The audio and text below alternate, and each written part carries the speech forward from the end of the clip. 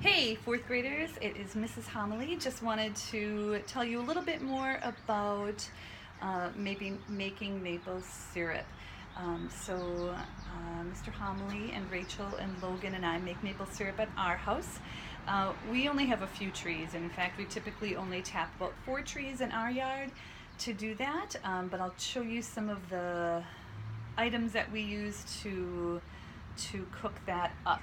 So first, you start by you have to have a tree that is at least 12 inches in diameter, and so the tree has to be a foot across in order to tap it and for it to be okay. And a tree smaller than that could get a little too diseased. And so what we do is, when the days are above freezing and the nights are below freezing, we will drill a hole kind of at a angle, kind of like this, where the sap would run out into the tree, and then we put what's called a spile into the tree. So the spile is this black plastic piece. Native Americans used to whittle a piece of wood to make a spile. When we first started making maple syrup, we used copper pipe. And what happens is this part goes into the tree, and then the sap runs down into this tube, and then the sap goes into this bucket. And we have a food safe bucket here. You have to use a certain kind of bucket because you'll be consuming the maple syrup and have to use a special kind of bucket. It is super important that you do good cleaning. We use a lot of bleach water when we are making maple syrup because we want to make sure that all of our buckets and our spiles and tubing and things stay clean, since this is going to be food that we eat. Okay, so what happens is days are above freezing, nights are below freezing. That increases pressure in the trees, which causes the sap to go from the roots of the tree up into the branches of the tree during the day when the days heat up. And then the sap comes out into the spile through the tubing into the buckets.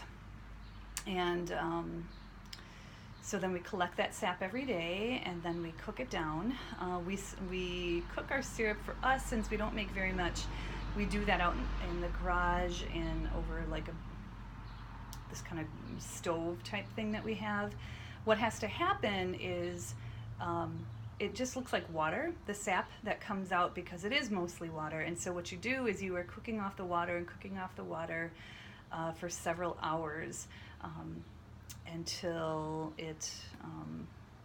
we're almost done cooking it, and then we bring it into the house. And then we finish cooking it, and we know when it's done because we use this handy dandy item called a hydrometer. So use your prefix and your suffix there, hydro being water, meter being measurement, and so we are measuring the water content in the sap.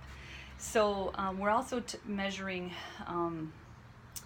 the heat. So we need to get it to the right temperature, and then we also need to make sure it's at the right water content.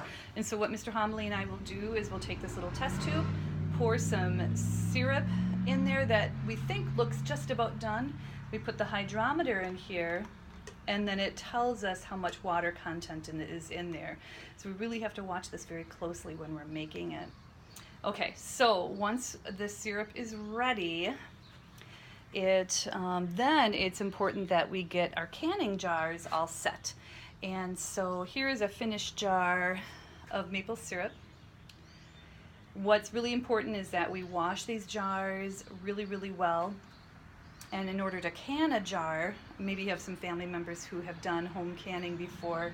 What you do is, after we've put the syrup in the very hot sterilized jars, then we put them in a canning kettle, and we submerge it in very hot water in order to make a really good seal on this. So there are some other materials that we use to help us with this process. So this is a tool that I use to get the hot syrup jars out of the kettle.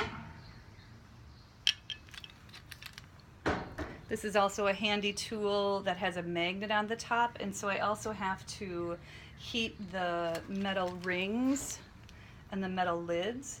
And so this magnetic top is helpful in getting those metal items out of that hot water, because everything has to be sterilized. And so then finally the maple syrup ends up looking like this, and this is the actual jar that you'll be having, trying your own sample of maple syrup. Oh, one thing I forgot is while we're cooking it, I forgot this, we also have to do a lot of filtering. Filter. That's what makes our maple syrup so golden, nice and transparent, because we're filtering out a lot of things like sugar sand, which isn't really sand, but it's some of the particles that you just need to get out of your maple syrup. And so we do a lot of filtering before we can our maple syrup too. So that's kind of the materials that I use when we are canning. Making maple syrup, it's a lot of hard work, but it is something that we really enjoy. And I hope that you learn a lot today. Thanks.